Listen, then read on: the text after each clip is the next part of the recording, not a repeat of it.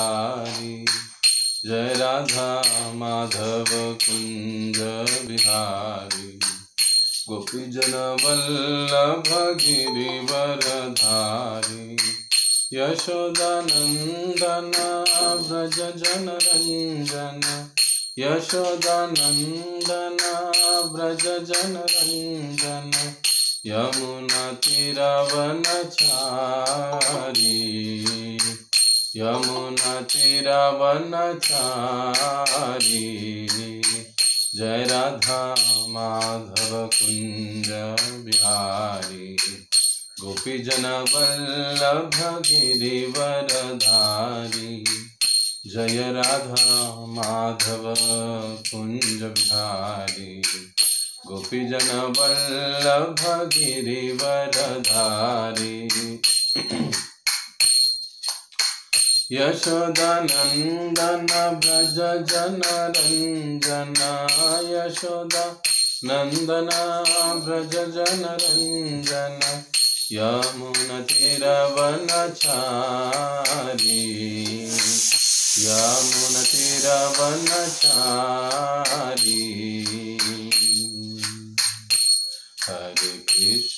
हरे कृष्ण कृष्ण कृष्ण हरे हरे। हरे राम राम राम हरे हरे। हरे कृष्ण कृष्ण कृष्ण हरे हरे। हरे राम राम राम हरे हरे। हरे कृष्ण कृष्ण कृष्ण हरे हरे। हरे राम राम राम हरे हरे। हरे कृष्ण कृष्ण कृष्ण हरे हरे। हरे राम राम राम हरे हरे। हरे कृष्ण कृष्ण कृष्ण हरे हरे। हरे राम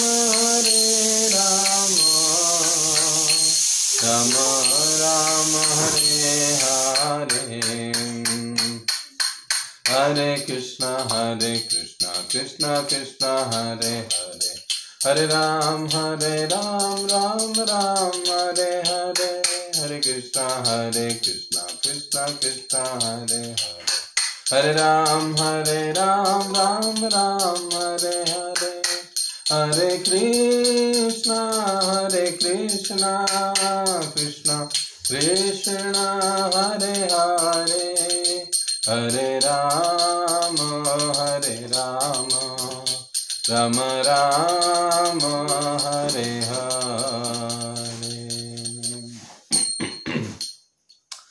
बोलो कलयुग पावन से हरिनाम संकीर्तन की जय। श्री श्री राधा कुंज बिहारी भगवान की जय। श्री श्री निताई गौर सुंदर भगवान की जय। जगत गुरु श्रील प्रभुपाद की जय।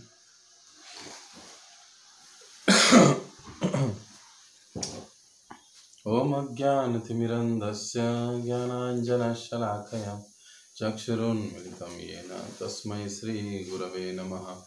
श्रीचैतन्यमनोभीष्टं स्थापितं येन भूतले स्वयं रूप कदा मह्यं ददाति स्वपदान्तिकं। वन्देऽहं श्रीगुरौ श्रीयुतपदकमलं श्रीगुरुन् वैष्णवांश्च। श्रीरूपं साग्रजातं सहगण रघुनाथान्वितं तं सजीवं साद्वैतं सावधूतं परिजनसहितं कृष्णचैतन्यदेवं श्रीराधा कृष्णपादान् सहगण ललिता श्रीविशाखान्वितांश्च। नमः ओं विष्णुपादाय कृष्णपृष्ठाय भूतले श्रीमते भक्तिवेदांत स्वामिन् इति नामिने। नमस्ते सारस्वते देवे गौरवाणी प्रचारिणे निर्विशेष शून्यवादी पाश्चात्यदेशतारिणे। नमो महावदन्याय कृष्ण प्रेम प्रदायते कृष्णाय कृष्ण चैतन्य नामिने गौरतिषे नमः। हे कृष्णा करुणा सिंधो दीनबंधो जगत्पते गोपेश गोपिका कांत राधा कांत नमस्तुते। तप्त कांचन गौरांगी राधे वृंदावनेश्वरी वृषभानुसुते देवी प्रणमामि हरिप्रिय। वाञ्छाकल्पतरुभ्यश्च कृपा सिन्धुभ्य एव च पतितानां पावनेभ्यो वैष्णवेभ्यो नमो नमः। जय श्री कृष्ण चैतन्य प्रभु नित्यानंद श्री अद्वैत गदाधर श्रीवासादि गौर भक्तवृंद। हरे कृष्णा कृष्ण कृष्ण हरे हरे हरे राम राम राम हरे हरे। मूकं करोति वाचालं पङ्गुं लङ्घयते गिरिं यत्कृपातमहं वन्दे श्रीगुरो दीनतारिणम्।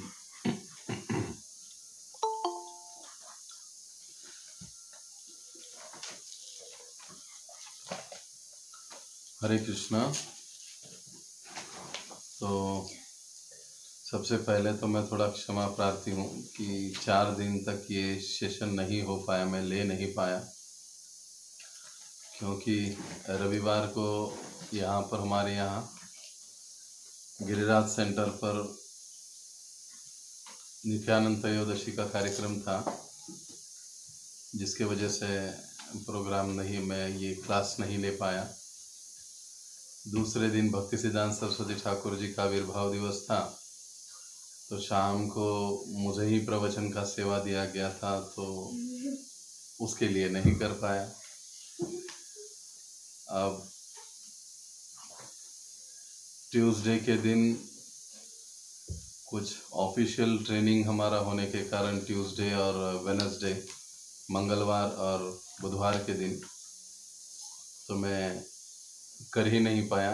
काफ़ी समय हुआ आने के लिए, तो मैं नहीं कर पाया। तो आपको असुविधा हुई होगी, आपको लगा होगा क्या प्रभु जी बोलते हैं करते नहीं वगैरह लेकिन ऐसी कोई बात नहीं है। तो आज से हम पुनः आरंभ कर रहे हैं।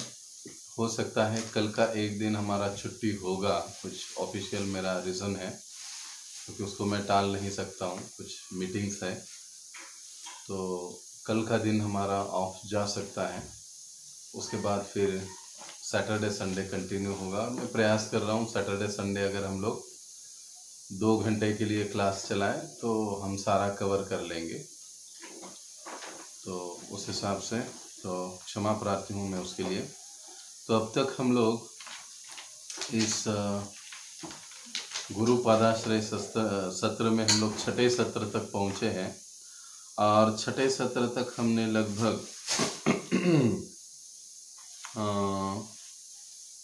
11-22 लगभग हमने 24 प्रश्न हमने लगभग पूरे किए। 24-25 प्रश्न हमने पूरे किए हैं कि जो दीक्षार्थी भक्त हैं उन्हें पता होने चाहिए।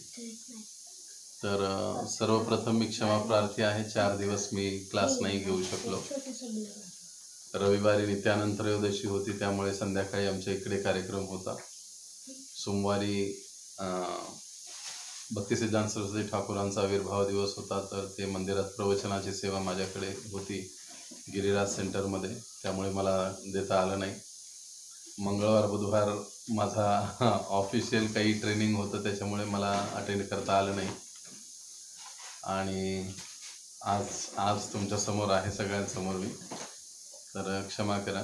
असं काही वाटून घेऊ नका की प्रभूजी बोलतात करत नाही, कारण आता मी गृहस्थ आहे, जबाबदाऱ्यांना काही हे करता येत नाही, त्यामुळे मागं पुढं होत आहे। तुमच्या गैरसोयीसाठी मी दिलगिरी व्यक्त करतो। कदाचित उद्या एखाद दिवस मागे पुढे होण्याची शक्यता राहील, तेवढं तुम्ही समजून घ्याल अशी अपेक्षा आहे। आणि त्यानंतर आपण पुढे 2 तासासाठी शनिवार रविवार आपण कंटिन्यू जर केलं 2-2 तासासाठी, तर आपण सहज सगळं कव्हर करू शकतो. तर आत्तापर्यंत आपण गुरुपादाश्रय या शृंखलेमध्ये आजचं 6वं सत्र आहे आणि 5 सत्रांमध्ये आपण जवळपास 25 प्रश्न पूर्ण केलेले आहेत आणि दीक्षेची महत्त्व, माहिती वगैरे या सगळ्या गोष्टी आपण पहिल्या दुसऱ्या सत्रामध्ये पूर्ण केलेल्या आहेत आणि त्यानंतर साधारणतः 3 सत्रात आपण हे 25 प्रश्न पूर्ण केले. तर आज आपण तिथून पुढच्या काही प्रश्नांवर चर्चा करणार आहोत. तर काही मराठी भाषिक भक्त पण आहेत, तर त्यामुळे मी म्हणजे एकच प्रश्न 2दा होईल कदाचित रिपीट, मराठीमध्ये सुद्धा आणि हिंदीमध्ये सुद्धा, कुणाचं नुकसान होऊ नये त्यामुळे. तर तेवढं समजून घ्या. त्यामुळं कदाचित आपला म्हणजे कव्हर व्हायला किंवा हे व्हायला वेळ लागण्याची शक्यता राहील. तर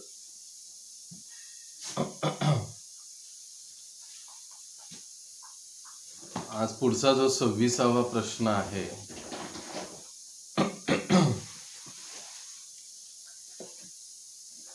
तो आहे की आपण एकमेकांना प्रभूजी माताजी असे म्हणतो, यामागचा उद्देश काय? आता बघा, प्रश्न आहेत, दीक्षार्थी समोर भक्त असतो त्यामुळे त्यांना काहीही कसेही प्रश्न विचारले जाऊ शकतात. सिद्धांताविषयी, सदाचाराविषयी, सेवेविषयी आणि साधनेविषयी. आपली जी काउन्सिलिंग सिस्टम आहे, काउन्सिलिंग मीटिंग जी आहे, ही 4 खांबावर चालते. साधना, सिद्धांत, सेवा आणि सदाचार या 4 गोष्टी म्हणजे आपल्या आध्यात्मिक जीवनाला हे 4 पहिये असले पाहिजेत, चाकं असली पाहिजेत.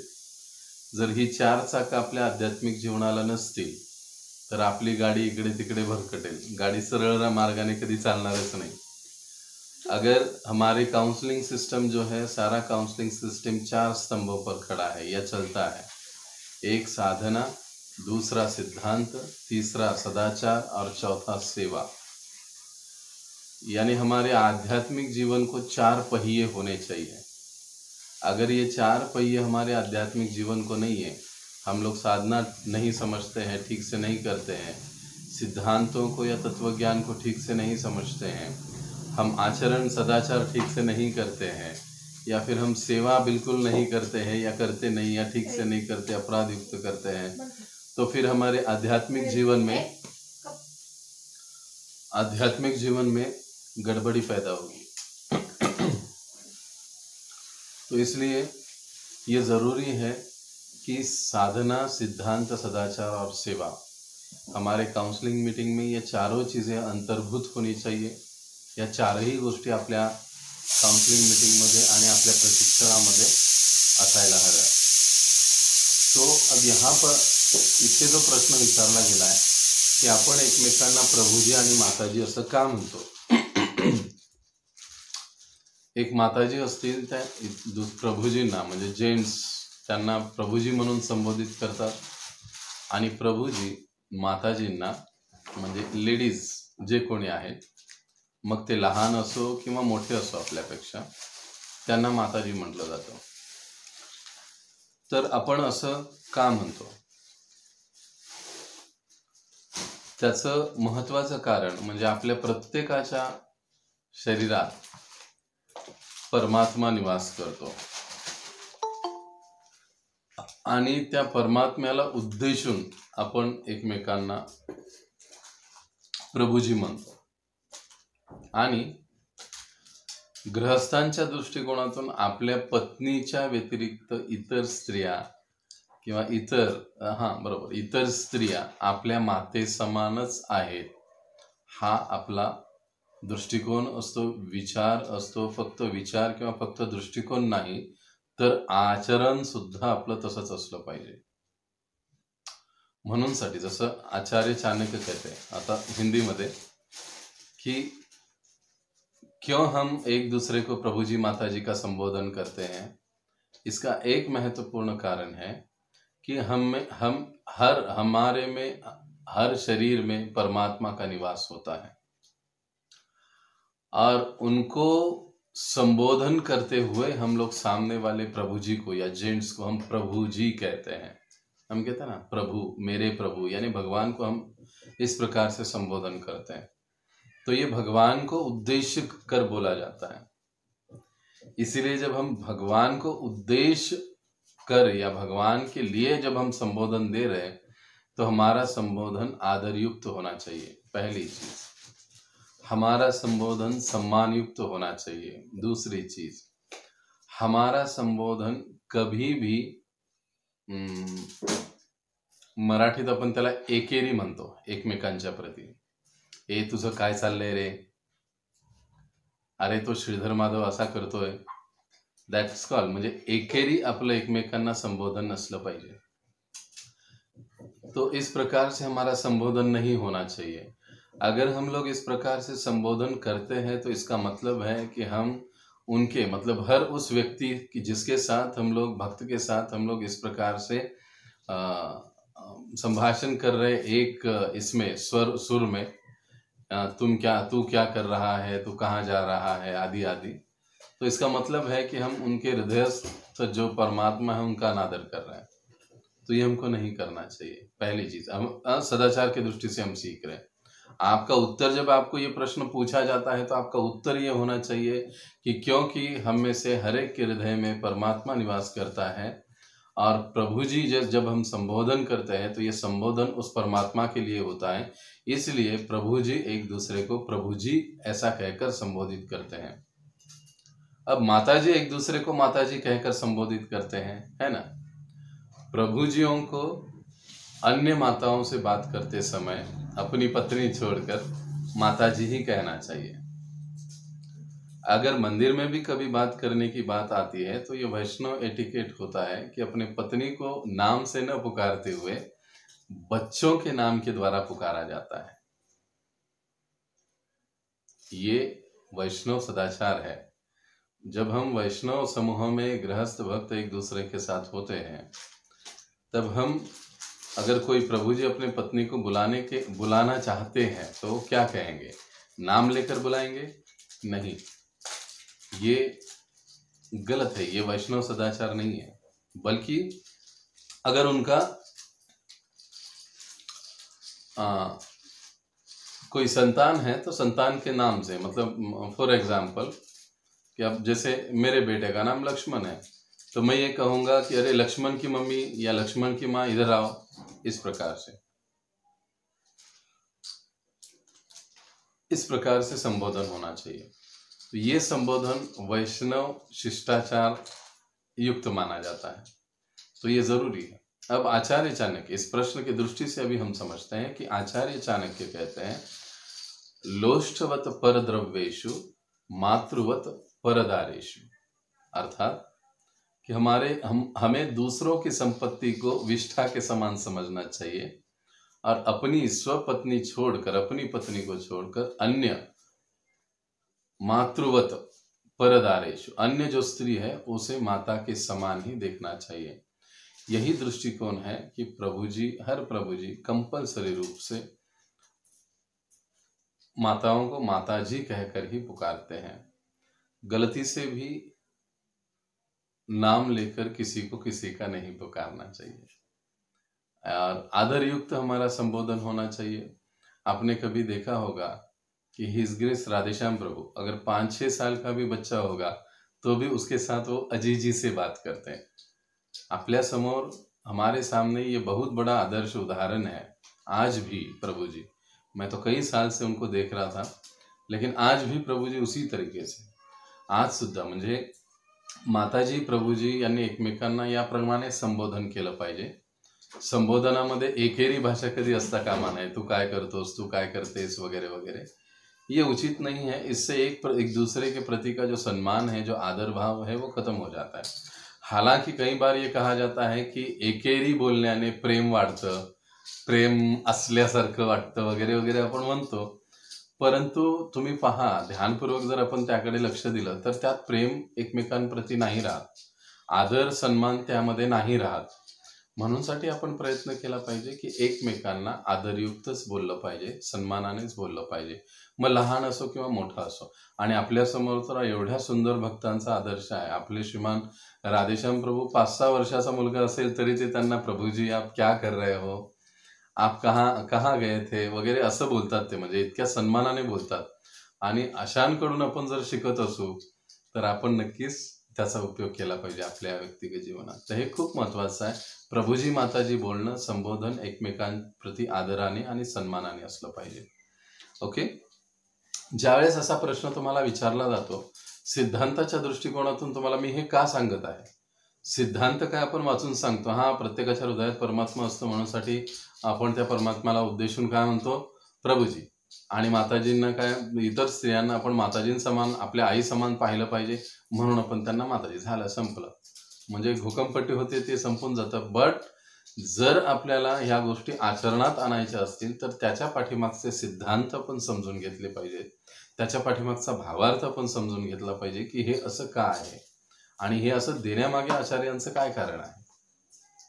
तो ज्यावेळेस तुम्हाला हा प्रश्न विचारला जातो तर तुमचं एक बेसिक उत्तर ते पहिलं असलं पाहिजे, परमात्मा, माते समान वगैरे.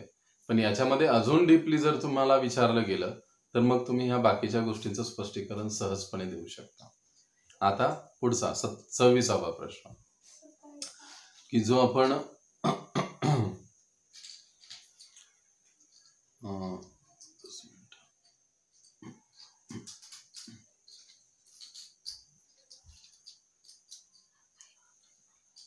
दीक्षेचा अर्थ काय आहे, दीक्षा का क्या मतलब है, तो ये हमने पहले सत्र में देखा था. हम केवल उसको पढ़ेंगे. आपण भगवान श्रीकृष्णांशी आपला संबंध जोडण्यासाठी परंपरेतील आध्यात्मिक गुरुकडून दीक्षा घेणे आवश्यक आहे. त्यामुळे आध्यात्मिक गुरूंच्या माध्यमातून आपला भगवान श्रीकृष्णांशी संबंध जोडला जातो. अर्थात काय, भगवंतांशी संबंध जोडण्याच्या प्रक्रियेला दीक्षा असं म्हणतात आणि ती प्रक्रिया गुरु पूर्ण करतात. भगवान के साथ अपना संबंध जोड़ने की पद्धति या विधि को दीक्षा कहा जाता है और इस विधि को पूरा करने वाले गुरु होते हैं. ओके. इसको विस्तार से हमने पहले सत्र में चर्चा की है, इसके लिए इसके ऊपर हम अधिक समय नहीं देंगे. अगला 27 नंबर का प्रश्न था, नाम जप आणि ज्ञानयोग, ध्यानयोग, कर्मकांड यात काय फरक आहे. नाम जप, ज्ञान योग, ध्यान योग और कर्मकांड, इसमें क्या अंतर है, क्या, what is the difference between all this things, four things, क्या इसमें अंतर क्या है. तो अब देखिए कि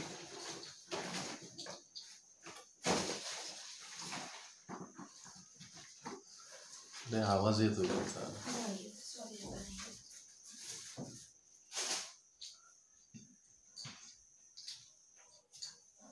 तो अभी नाम जप, ज्ञान योग, ध्यान योग और कर्मकांड, इनमें क्या अंतर है, इसको समझने के लिए हमको पहले संक्षेप में इन चारों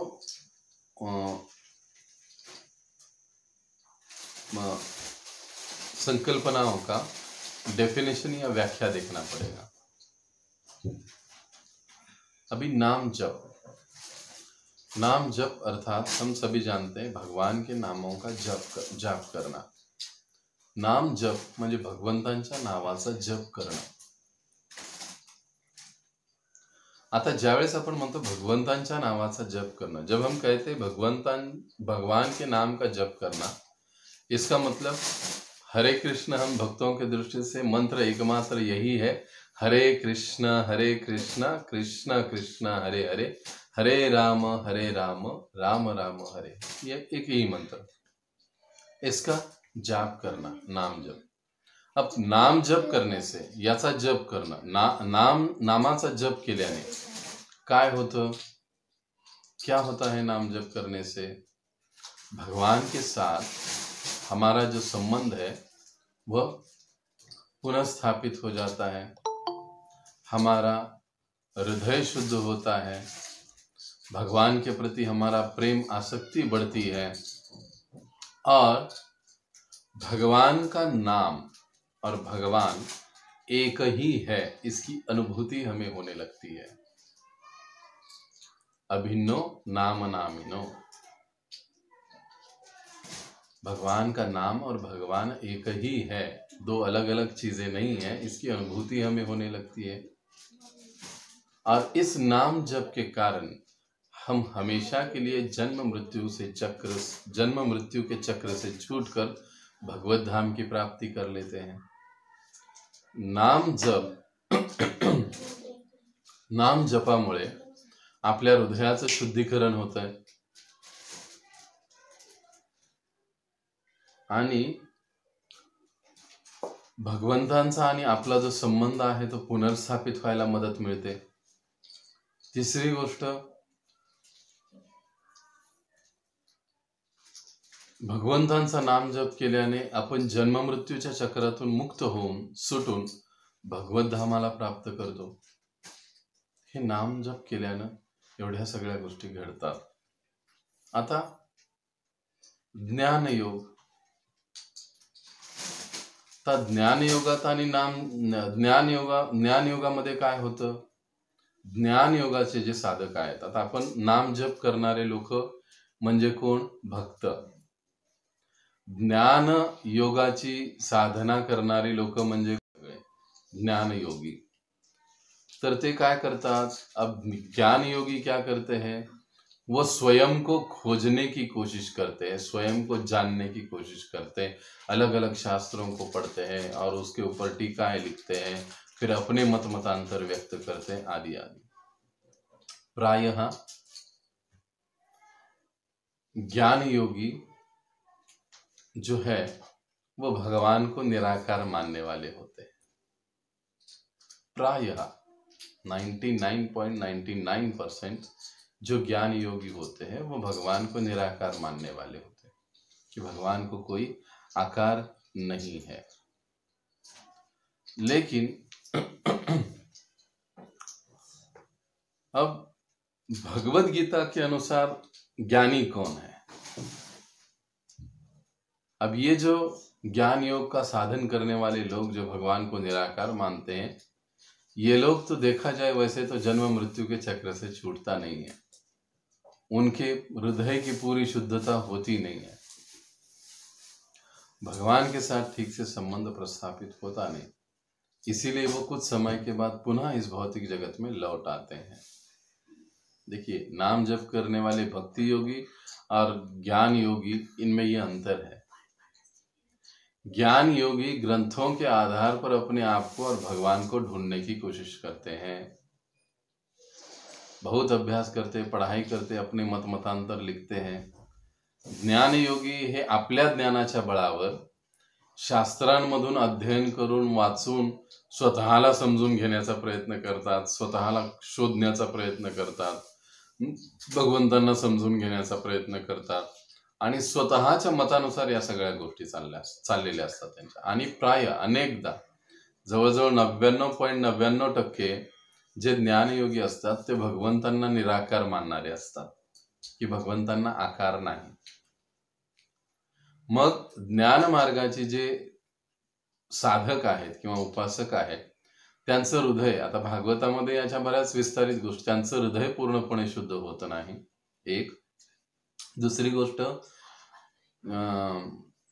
भगवंतांचा आणि त्यांचा जो संबंध आहे तो संबंधच व्यवस्थितपणे त्यांचा स्थापित होत नाही। आणि तिसरी गोष्ट, कारण भगवंतांवर पूर्ण विश्वास नीट नसल्यामुळे, अपूर्ण विश्वास असल्यामुळे। आणि तिसरी गोष्ट की संबंध नीट स्थापित झाला नाही भगवंतांशी आणि हृदय नीट शुद्ध झालं नाही, त्यामुळे भगवत धामात जाण्याचा प्रश्नच येत नाही, जन्म मृत्यूच्या चक्रातून ते पूर्णपणे सुटत नाही, म्हणून कालांतराने पुन्हा भौतिक जगात येतात। म्हणून तर गीतेमध्ये भगवंत म्हणतात, आ ब्रह्मभुवनाल्लोका पुनरावर्तिनो अर्जुन, की अर्जुन, ब्रह्मलोकापर्यंत जरी कोणी गेला तरी त्याला परत यावे लागते बाबा। ब्रह्मलोक तक भी अगर कोई प्रगति कर ले तो भी उसे पुनः लौट कर इस भौतिक जगत में आना पड़ता है, क्योंकि ब्रह्मलोक निराकार ज्योती ये जीवात्मा का या आत्मा का गंतव्य नहीं है, हे जीवात्म्याचं ध्येय नाही. ब्रह्मज्योतीमध्ये लीन होणं हे जीवात्म्याचं ध्येय नाही, त्यामुळे त्याला परत यावं लागतं. तर हा फरक आहे. आता तीसरा ध्यान योग. अब तीसरा जो है ध्यान योग. ध्यान योग में साधक ध्यान की प्रक्रिया का पालन करता है. यम नियम प्राणायाम ध्यान आदि सारी जो चीजें हैं इसको पालन करते हुए वो ध्यान करता है. अब ध्यान करने वाले दो प्रकार के होते हैं. एक लोग साकार ध्यान करते हैं और दूसरे होते हैं वो निराकार ध्यान करते हैं. साकार ध्यान का क्या मतलब है? साकार ध्यान प्रायः भक्त होते हैं जो भगवान के किसी रूप पर अपने चित्त को, अपने मन को, अपने ध्यान को एकाग्र करते हैं. और निराकार यानी कि ऐसे लोग जो कि कहते हैं भगवान को कोई आकार नहीं, भगवान केवल एक लाइट है और उस लाइट के ऊपर अपना ध्यान एकाग्र करने की कोशिश करते हैं. अब ध्यान योग, आता ध्यान योग म्हणजे एक सर्वसाधारण भक्त, मी जास्त करून मी काय करत आहे यामध्ये की जे कमी शिक्षित भक्त आहेत अशा भक्तांना नजरेसमोर ठेवूनच मी हे सगळं बोलत आहे. इथे गहन फिलॉसॉफीची मी कुठलीच गोष्ट करत नाहीये. अगर गहरी फिलॉसॉफी में किसी का कोई प्रश्न है तो मुझे डायरेक्टली व्हाट्सएप पर मुझे बात कर सकता है, भेज सकता है या डायरेक्टली मुझे कॉल कर सकता है. लेकिन यहाँ पर जो हम बात कर रहे हैं कि आपका जवाब इन जनरल में क्या होना चाहिए, जो कम पढ़े लिखे भक्त हैं उनका भी जवाब कैसे होना चाहिए, उस पर ही हम अधिक फोकस कर रहे हैं. हाँ, जिसको और कोई जिज्ञासा है, प्रश्न है तो फिर वो डायरेक्टली मुझसे संपर्क कर सकता है. तो अब ध्यान योग म्हणजे असे साधक की जे यम नियम प्राणायाम ध्यान धारणा आदि या विषयांचं पालन करून ते एका ठिकाणी बसून हिमालयात वगैरे ध्यान करतात. आता ध्यान करणारे पण दोन प्रकारचे असतात, साकार ध्यानी आणि निराकार ध्यानी. प्रायः जे साकार ध्यानी असतात ते भक्त असतात. भगवंतांच्या एखाद्या रूपावर, भगवंतांच्या एका अवतारावर ते ध्यान एकाग्र करण्याचा प्रयत्न करतात, साकार ध्यानी. आणि दुसरे निराकार ध्यानी जे असतात ना ते म्हणतात की अरे भगवंतांना तर काही आकारच नाही, भगवंत केवळ एक प्रकाश आहे, एक लाईट आहे. मग त्यावरच ते समोर लाईटाचा असा छोटासा बिंदू ठेवतात आणि त्यावर ध्यान एकाग्र करण्याचा प्रयत्न करतात. तर हे ध्यान योगी. आता ध्यान योगी पण अनेकदा त्यांच्या हृदयाचंही पूर्णपणे शुद्धीकरण होत नाही, संबंध व्यवस्थित भगवंतांशी स्थापित होत नाही, त्यामुळे हेही भगवंतांना पूर्णपणे प्राप्त करत नाही. अधिकतर ध्यान योगी जे असतात ते स्वतःला भगवंत मानणारे असतात. जे ध्यानाच्या मार्गाकडे आकर्षित होतात ते कालांतर ध्यान करून करून म्हणतात मी पण भगवंत होईल, अशी त्यांची धारणा असते. आणि असे लोक हे ध्यान योगाकडे अधिक वळलेले दिसतात किंवा वळताना दिसतात. किंवा ध्यान योग्यांचं अधिकतर हेच म्हणणं असतं की बाबा आपण सध्या एक साधारण व्यक्ती आहोत, आपण विसरलेलो आहोत, पण आपण काही ध्यान धारणा सिद्धी वगैरे काय असं केलं, मंत्र वगैरे आपण काही बोलला तर आपणही कालांतराने काय होऊ, मंत्रावर ध्यान केल्यानं आपण पण भगवंत होऊ, असे म्हणणारे हे ध्यान योगी असतात. आता कर्मकांड. कर्मकांड का क्या मतलब होता है? हमारे आचार्य कहते कर्मकांड विषेर भांड.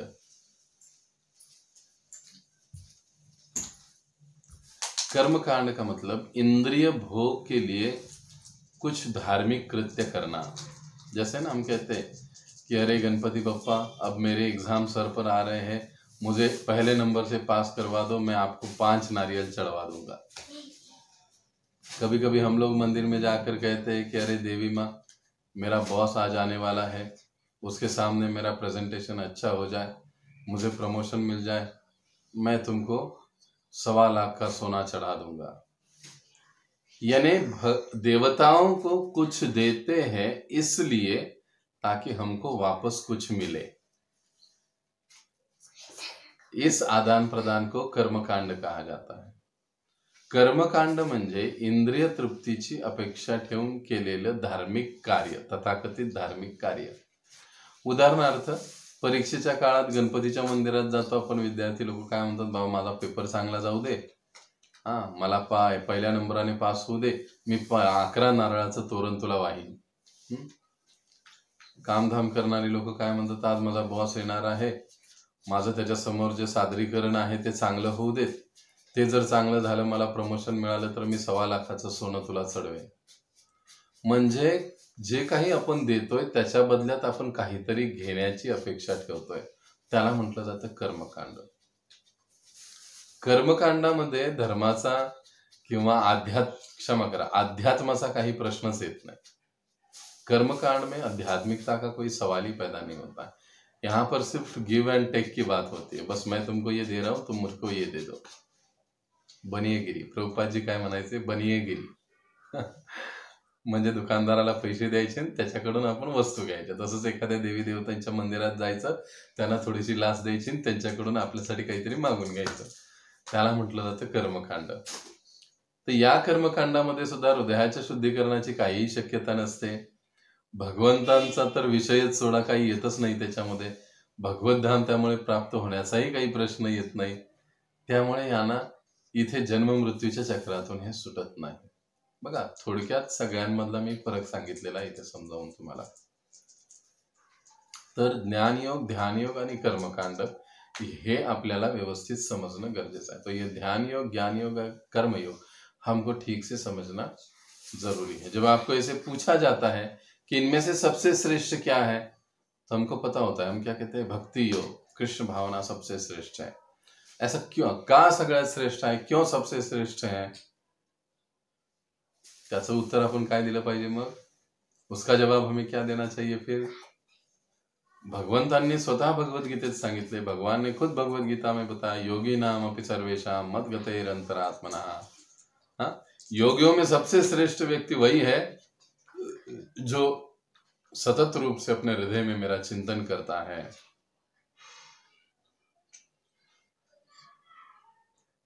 मेरा भजन करता है, वो सबसे श्रेष्ठ है. और भक्तोसी में सखा चेती रहस्यम हे तदुत्तमम. क्षमा करें, भक्त्या माम अभिजानाति यावान्य शाश्वतत्वतः. अरे मुझे यथारूप जानना चाहते हो तो केवल भक्ति मार्ग से ही जान सकते हो. एक भक्त ही जान सकता है, दूसरा कोई नहीं. भगवान ने बताया भक्त और भक्ति का जो मार्ग है वो सबसे श्रेष्ठ है. भगवान कह सकते थे ध्यानी माम अभिजानाति, ज्ञानी माम अभिजानाति, कर्मकांडी माम अभिजानाति. भगवान म्हणू शकले असते कर्मकांडी माम अभिजानाति, ज्ञानी माम अभिजानाति. तो भगवान ने कहा भक्त्या माम अभिजानाति. भगवंत म्हणाले भक्त्या माम अभिजानाति. भक्त मला जाणू शकतात, भक्तच मला जाणू शकतात. अहम भक्त पराधीनो, श्रीमद् भागवतम. वाह, बहुत बढ़िया, किसी ने मैसेज भेजा अभी. तो इस प्रकार से हम जवाब दे सकते हैं. हमें ये हमेशा समझना चाहिए कि हमको जवाब इस तरह से देना चाहिए कि उससे और सवाल उत्पन्न न हो. इसलिए हमें जवाब ऐसे देने चाहिए कि जितना पूछा है उतना ही हमें जवाब देना चाहिए. परीक्षा की बात मैं कर रहा हूँ. प्रायः क्या होता है कि भक्त लोग क्या करते हैं कि सवाल एक पूछा जाता है, जवाब दूसरा ही देते हैं, या जवाब वो दे देते हैं लेकिन उसको कई सारी चीजें जोड़ते रहते हैं, और फिर उसमें से कई सारे प्रश्न उत्पन्न होते हैं. फिर प्रश्न पूछने वाले भक्त उनको और प्रश्न पूछते हैं, फिर ये और कंफ्यूज हो जाते हैं और फिर सारा भूल जाते हैं. तो जितना पूछा जाए, जैसे पूछा जाए वैसे ही बड़े शांति के साथ जवाब देना. डरने की कोई बात नहीं होती है, क्योंकि जो हम लोग परीक्षाएं लेते हैं वो परीक्षाएं किसी को फेल करने के उद्देश्य से नहीं ली जाती है. आपको पता नहीं होगा, दीक्षा की जो परीक्षाएं ली जाती है उसका उद्देश्य क्या होता है, किसी को फेल करना. दीक्षेच्या ज्या परीक्षा असतात त्याचा उद्देश काय असतो. ज्यावेळेस दीक्षेची परीक्षा घेणारी जी समूह असतो, समिती असते, ती स्थापन केली जाते, त्याच्या पाठीमागे उद्देश काय असतो की लोकांना दीक्षेपासून अडवून ठेवणे. ऐसा कोई उद्देश्य असतो का कि भक्तों को दीक्षा से रोके रखना, ऐसे कोई उद्देश्य होता है क्या उसका. नहीं, बल्कि उसका उद्देश्य ये होता है कि भक्तों को किस प्रकार से सहजता के साथ दीक्षा की प्रक्रिया से आगे बढ़ाया जाए, ये उनका उद्देश्य होता है। इसके लिए हमको जो भी जवाब देना है बड़ी शांति से सावधानी से जवाब देना है। अगर हमें कोई चीज पता नहीं है तो आपको क्लियरली कहना चाहिए कि हाँ प्रभु जी, माता जी, मुझे इस सवाल का जवाब पता नहीं है, आप चाहे तो दूसरा कोई प्रश्न पूछ सकते हैं, मैं प्रयास करूंगा या करूंगी। लेकिन अपने मन से कुछ बताने का या फिर कुछ कहने का प्रयास नहीं करना चाहिए। नहीं पता है, नहीं पता है, आता है तो जितना आता है उतना हमको बताना चाहिए। ओके, तो अब ये 4 हो गया, नाम जप, ज्ञान योग, ध्यान योग और कर्मकांड, ये क्लियर हो गया। अब अगला जो सवाल है 28 नंबर का, किती प्रकार से गुरु असतात आणि कोणते? गुरु के प्रकार कितने और कौन से हैं? तो गुरु 4 प्रकार के होते हैं। गुरु 4 प्रकार के असतात। एक पथ प्रदर्शक गुरु, पहिला सगळ्यात महत्वाचा जो गुरु असतो तो कुठला? पथ प्रदर्शक। पथ म्हणजे नावाचंच त्याचं काम आलेलं आहे, रस्ता दाखवणारा। बघा अनेकदा असं होतं ना आपल्या बाबतीत, आपण विचार करा, आपण एकदम नवीन, आपल्याला इस्कॉन, हरे कृष्ण काय काहीच माहित नव्हतं, पण एक आपला कोणीतरी लांबचा आपला शेजारी असेल, जवळचा मित्र असेल, कोण असेल, तो इस्कॉन मंदिरात जात होता। एक दिवस फेस्टिवलच्या दिवशी रविवारी योगायोगाने आपण एकमेकांना भेटला आणि त्याने सांगितलं, अरे यार चल, आज आमच्या मंदिरामध्ये ना खूप सुंदर कार्यक्रम आहे, अभिषेक वगैरे आहे भगवंतांचा आणि हजारो लोक येतात तिथे, खूप छान कार्यक्रम आहे, तू पण ये। तो सांगून गेला। आपण कधी विचार नाही केला, पण आता आपण मंदिरात गेलो, कार्यक्रम आवडला, प्रसाद खाल्ला, आपल्याला भक्त आवडले, तिथलं नृत्य आवडलं आणि आपण हळूहळू तिथे रमून गेलो। मग आपण महिन्यातून एकदा जाऊ लागलो, मग 15 दिवसातून एकदा, मग आठवड्यातून एकदा, मग काही दिवसांनी दररोज जाऊ लागलो, मग माळा करू लागलो आपण हळूहळू। ज्याने सगळ्यात पहिल्यांदा आपल्याला हरे कृष्ण सत्संगाचा रस्ता दाखवला, इस्कॉनचा रस्ता दाखवला, तो आपला पथप्रदर्शक गुरु। त्याला नेहमी आपण नमन केलं पाहिजे। भलेही तो आपल्या समोर असो नसो, पण आपल्या मनात त्याच्याविषयी कृतज्ञतेचा भाव नक्की असला पाहिजे। तो जिसने हमें सबसे पहली बार इस्कॉन के सत्संग के बारे में बताया और इस्कॉन मंदिर का पता दिया, रास्ता दिखाया और हम लोग वहां पर गए, आगे चलकर हम भक्त बने, ऐसा जो वो व्यक्ति है वो हमारा पथ प्रदर्शक गुरु, और उसके प्रति हमें हमेशा कृतज्ञ रहना चाहिए। जो भी हो, कोई भी हो, भले हम उसको ठीक से जानते हो नहीं जानते हो, लेकिन हमें उसको याद जरूर करना चाहिए कि हाँ ये व्यक्ति था जिसके कारण मैं भक्ति में आ पाया। मेरे बारे में आप कहोगे तो मैं ये हमेशा कहता हूँ कि 90 to 93 की बात है, जब मैं एक डिपार्टमेंटल स्टोर में काम करता था। उस समय कुछ FY में था मैं उस समय। गीता सोसाइटी में एक माताजी रहते थे,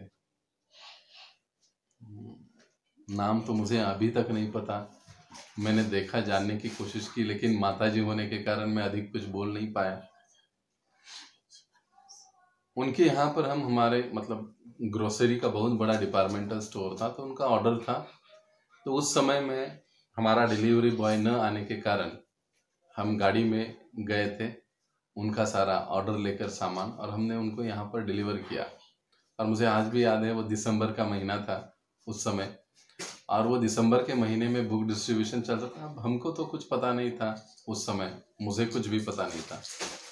तो उन्होंने हमें मैं ऊपर गया, उन्होंने सारा सामान उनको दे दिया, लिस्ट चेक करवा ली, उन्होंने मुझे बिठाया, फिर ठंडा शरबत दिया। बहुत अच्छे माताजी थे, बड़ा तिलक माथे पर मुझे दिखाई दे रहा था। तो मैंने कहा यार कोई बहुत जेंटल परिवार दिखता है सब कुछ। और फिर उन्होंने मुझे थोड़ा सा कुछ मीठा, कुछ अब मुझे याद नहीं आ रहा है, मीठा कुछ खाने के लिए मुझे दिया था। और बाद में कहे कि अरे बेटा रुको, जाना नहीं तुम, भैया जाना नहीं तुम। तो फिर मैं वहीं रुका रहा। तो वो गए अंदर से, और वो छोटे छोटे पॉकेट बुक्स 3 होते थे पहले, वो उस समय की बात है। प्रहलाद महाराज के दिव्य उपदेश, रसराज श्री कृष्ण, और एक कोई बुक था, मुझे अब हरे कृष्ण युग, राइट। ये 3 छोटे छोटे पॉकेट बुक्स थे जो ऐसे बांधे हुए थे, उन्होंने लाकर मुझे दे दिया। मैंने कहा कि अरे ये क्या है? तो उन्होंने कहा ये छोटे छोटे पुस्तक है और हम लोग हर आने वाले को ये छोटे छोटे पुस्तक पढ़ने के लिए देते हैं। आप पढ़े लिखे लग रहे हो तो आप इसको पढ़िए। मैंने कहा किसको समय मिलता है ये सब पढ़ने के लिए? तो मैंने उनको मतलब वापस देने की कोशिश की, लेकिन उन्होंने कहा, फिर मुझे उन्होंने कहा, उम्र में काफी बड़े थे, मुझे कहा कि बेटा इसको आपको लौटाना नहीं चाहिए, अगर आपके पास भगवान आ रहे हैं तो आपको रख देना चाहिए। दुर्भाग्य से उस समय मैं पूरा नास्तिकवादी था दुर्भाग्य से। तो अब क्योंकि उन्होंने इतने अच्छे से मुझे ये किया तो मैंने कहा चलो ठीक है यार, रख लो। और फिर मैं लेकर आ गया और उसको 2 साल मैंने कभी देखा भी नहीं, पढ़ा भी नहीं।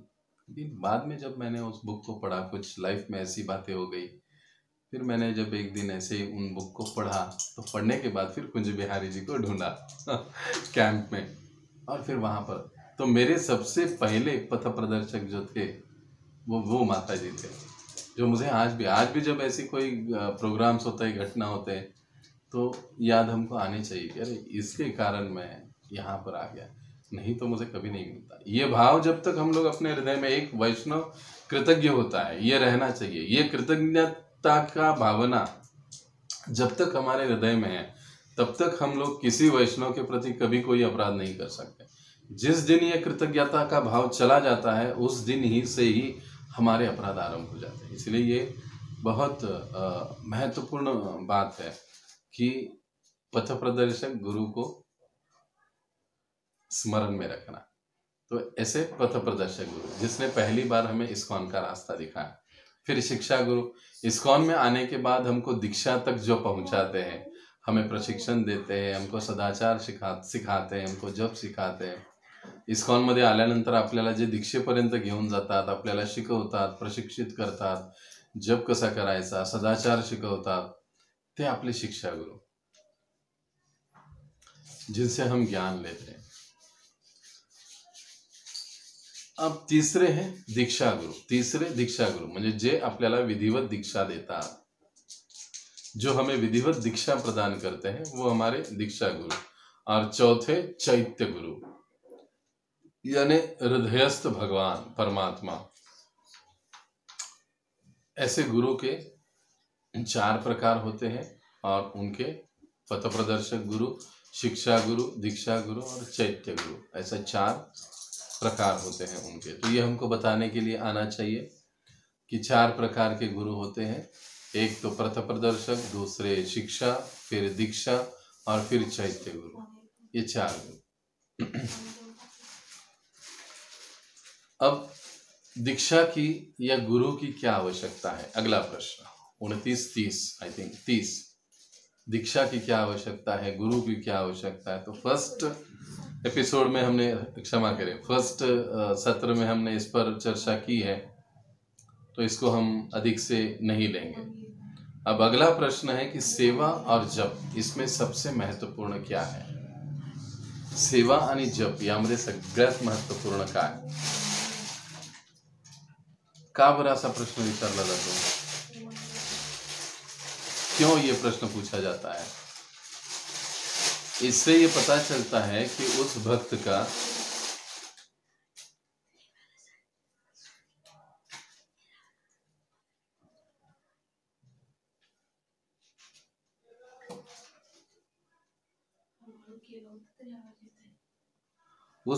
का साधना के प्रति गंभीरता कितनी है, ये इस प्रश्न से प्रश्न पूछने वाले को पता चल जाता है। इसीलिए ये प्रश्न पूछा जाता है। लेकिन अब ये प्रश्न पूछा है तो इसका जवाब कैसे देंगे? प्रश्न कैसे पूछा जाता है कि प्रभु जी, तुमचा 16 माळा जप चालू आहे आणि एक भक्त आले, एक भक्त आपके पास आ गया, आपका 16 माला जब चालू है और आपके पास एक भक्त आ गए और कहने लगे कि प्रभु जी बहुत अर्जेंट सेवा है, अभी आप चलो, हमको काफी वहां पर सेवा करनी है, तो आप क्या करोगे? तो नॉर्मली 99% भक्त लोग क्या जवाब देते कि मैं उन भक्तों की मदद करने के लिए, सेवा करने के लिए चला जाऊंगा। नहीं,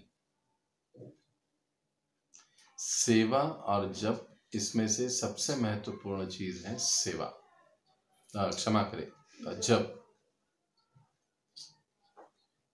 क्यों ऐसे है? क्योंकि हम अगर अच्छे से जप करते हैं तो जप करते हैं इसका मतलब हम भगवान से सेवा मांग रहे हो। अभी आप कहोगे प्रभु जी फिर सेवा आ गई और हमने ना कह दिया। बिल्कुल नहीं, ये समय आपके जप का समय है। ये समय जो है आपकी सेवा का समय है, आपकी जप का समय है, सेवा का समय नहीं। तो ये आपको कंफर्म होना चाहिए, पता होना चाहिए कि सेवा का समय और जप का समय। जप के समय में केवल जप ही होना चाहिए। अब ऐसे नहीं कि कोई सेवा लेकर आ रहा है तो मैं तुरंत अपनी बीट बैग निकालता हूँ, जप करने लगता हूँ। ये फिर हम सेवा से भाग रहे हैं। लेकिन हम लोग हमारे निर्धारित 16 माला का जप कर रहे हैं, उस दौरान हमको केवल जप ही करना है। हाँ, एक्स्ट्रा माला आप कर रहे हो, ऐसे स्थिति में अगर आपको कोई सेवा के लिए पुकार रहा है तो आपको जरूर जाना चाहिए। लेकिन सेवा और जप, इनमें से सबसे पहला महत्वपूर्ण अगर कोई चीज है तो वो है जप। ये विशेष रूप से हमारे निर्धारित 16 माला के बारे में बात हो रही है। हम लोग एक्स्ट्रा जप करते हैं, मंदिर में जाते हैं और उस समय कोई प्रभु जी या माता जी आते हैं थोड़ी सेवा के लिए, हेल्प मांगने के लिए, तो ऐसे समय पर अगर संभव है तो हमें जरूर जाना चाहिए। और लेकिन जा भी रहे हैं तो हाँ, माता जी प्रभु जी एक माला ये पूरा होने के पश्चात मैं आऊँगा या आऊँगी। हाँ, एक माळाचा जप झाल्यानंतर मी येईन किंवा येतो किंवा येईन, जो भी है। एक्स्ट्रा माला है तो अगर हमारा रेगुलर 16 माला ही नहीं हुआ है तो ऐसी स्थिति में हमारा पहला कर्तव्य है हम बैठकर अपना 16 मालाओं का जप पूरा करें अच्छे से। इसलिए जप और सेवा में जप सबसे महत्वपूर्ण है, सेवा बाद में। क्योंकि जप अच्छे से करेंगे तो सेवा हमें मिलती रहेगी और सेवा अच्छे से करने का क्षमता भी हमें विकसित होगा। तो अब अगला जो प्रश्न है, अब कई बार जप और सेवा में स्थल काल परिस्थिति को भी देखना पड़ता है। कि अब मान लीजिए कि अभी सेवा करने के लिए सामने पुजारी कोई है ही नहीं और हम हट कर रहे कि नहीं नहीं मेरा 16 माला नहीं हुआ, मैं नहीं आऊँगा अभी। लेकिन अरे दूसरा कोई है नहीं, भगवान को भोग नहीं लग पा रहा है या श्रृंगार नहीं हो पा रहा है, तो ऐसी स्थिति में स्थल काल परिस्थिति के अनुसार हमें कुछ एडजस्ट भी होना चाहिए। लेकिन ये स्थल काल परिस्थिति की बात हर समय लागू नहीं होती है। ये साधक के, उस भक्त के थोड़ा सा मैच्योरिटी पर भी डिपेंड होता है। सिचुएशन को देखकर चीजों को